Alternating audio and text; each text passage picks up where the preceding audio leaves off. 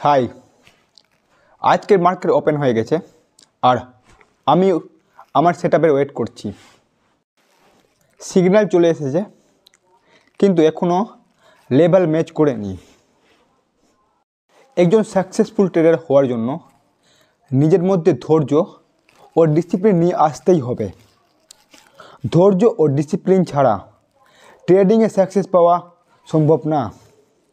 Wait করতে করতে 2 ঘন্টারও বেশি সময় হয়ে গেছে, এখনও লেভেল ম্যাচ করেনি। এখন লেভেল ম্যাচ করলো, তাই আমি আমার ট্রেডে এন্ট্রি করে নিয়েছি।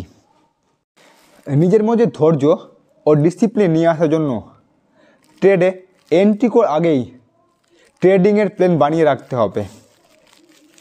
ওই প্ল্যান অনুসারেই ট্রেডে এন্ট্রি করবে আর ধৈর্য ও ডিসিপ্লিন আস্তে আস্তেই নিজের মধ্যে ডেভেলপ হবে। কথা বলতে বলতেই আমার টার্গেট চলে এসছে, তাই আমি আমার টার্গেট বুক করছি।